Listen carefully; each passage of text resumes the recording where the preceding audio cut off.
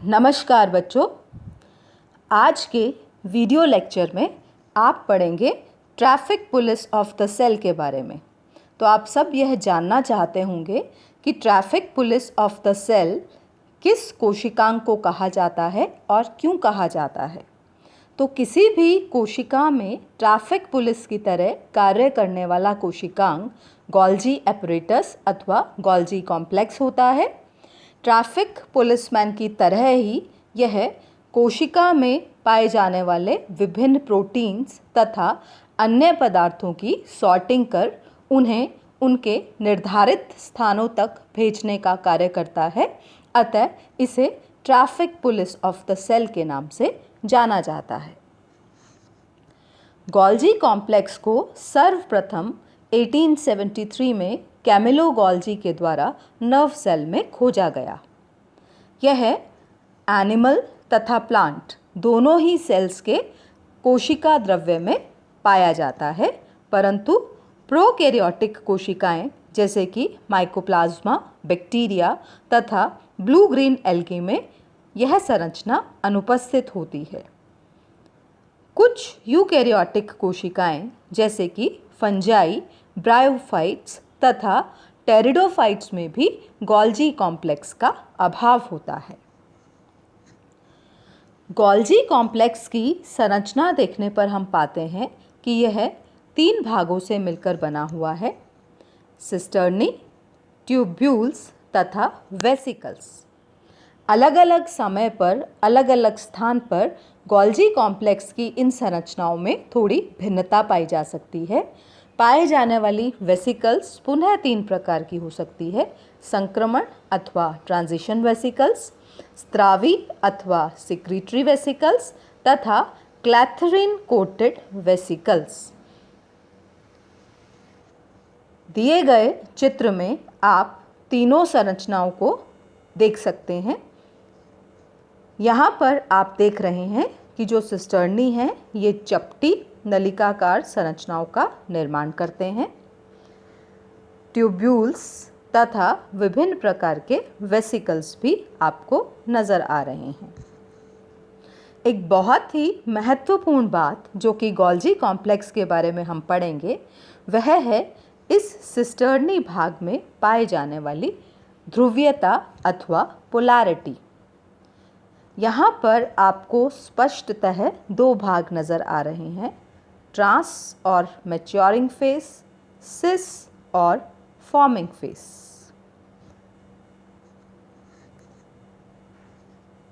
Golgi complex में यह ध्रुवीयता इसलिए पाई जाती है क्योंकि सिस्टर्नी की सतह बहुत ही मामूली रूप से वक्रित या कर्व्ड होती है। इस कारण संपूर्ण गोल्जी कॉम्प्लेक्स एक तश्तरी अथवा कटोरे की आकृति ग्रहण कर लेता है। यहाँ पर आपको उत्तल अथवा कन्वेक्स, अवतल अथवा कनकेव 2 प्रकार की सतह नज़र आ रही हैं।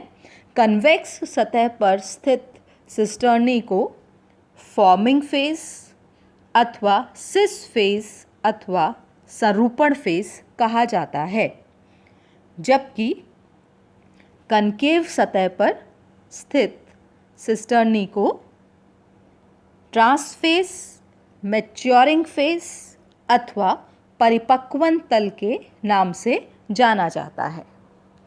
कन्वेक्स अथवा कनकेव होने के अतिरिक्त भी दोनों फेसेस में कुछ अंतर पाए जाते हैं, जैसे कि प्रॉक्सिमल व फॉर्मिंग फेस न्यूक्लियर मेम्ब्रेन के नज़दीक पाया जाता है तथा स्मूथ एंडोप्लाज्मिक रेटिकुलम के करीब स्थित होता है। यहाँ पर मुख्यतः ट्रांजिशन वेसिकल्स पाई जाती हैं, जबकि वह सिस्टर्नी जो कि कनकेव एंड प्रदर्शित करता है वह या डिस्टल अथवा मैच्योरिंग फेस प्रदर्शित करता है, प्लाज्मा मेम्ब्रेन के निकट स्थित होता है तथा यहाँ पर सिक्रीटरी या स्त्रावी वेसिकल्स अधिक मात्रा में पाई जाती है।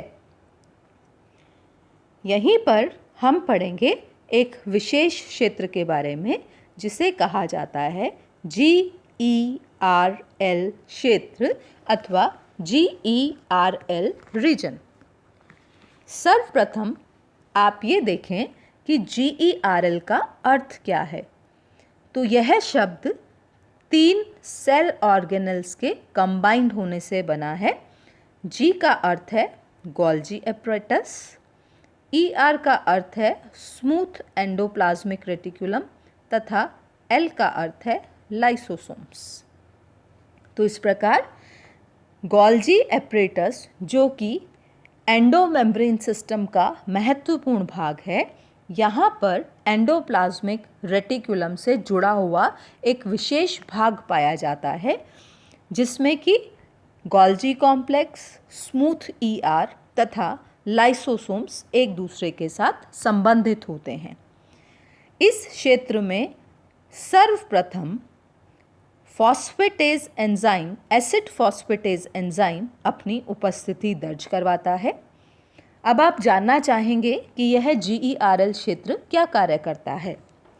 तो GERL क्षेत्र प्राइमरी लाइसोसोम्स के ओरिजिन से संबंधित है और साथ ही यहाँ पर एंडोक्राइन तथा एक्सोक्राइन सेल्स के द्वारा उत्पन्न होने वाले स्रावी पदार्थ अथवा सिक्रीटरिंग मटेरियल्स की प्रोसेसिंग, कंडेंसिंग तथा पैकेजिंग का कार्य किया जाता है।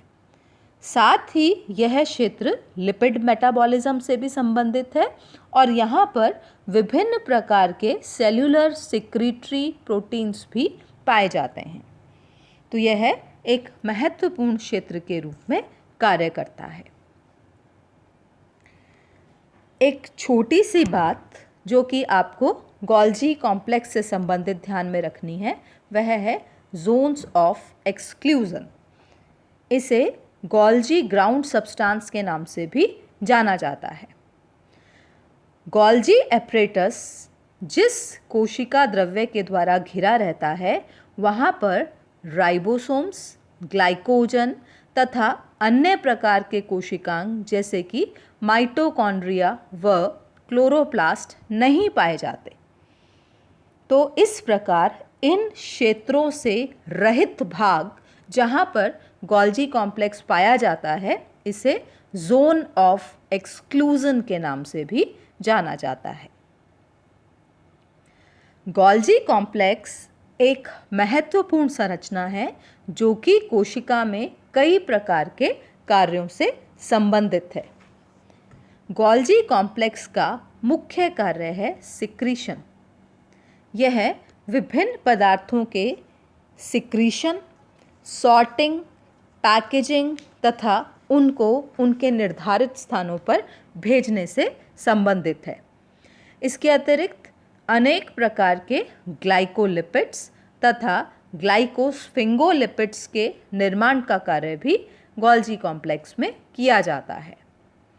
अनेक प्रकार के स्रावी पदार्थों का सांद्रण तथा स्टोरेज भी गोल्जी कॉम्प्लेक्स के विभिन्न भागों में किया जाता है। इसके अतिरिक्त लाइसोसोम्स का तथा रिक्तिकाओं का निर्माण करने में भी इसकी महत्वपूर्ण भूमिका होती है। कोशिका विभाजन के समय बनने वाली सेल प्लेट तथा पादपों में पाए जाने वाली सेल वॉल के निर्माण में भी गोल्जी कॉम्प्लेक्स महत्वपूर्ण रोल प्ले करता है। स्पर्म्स में पाए जाने वाले एक्रोसोम का परिवर्धन भी गोल्जी कॉम्प्लेक्स की सक्रियता के द्वारा ही संपन्न होता है।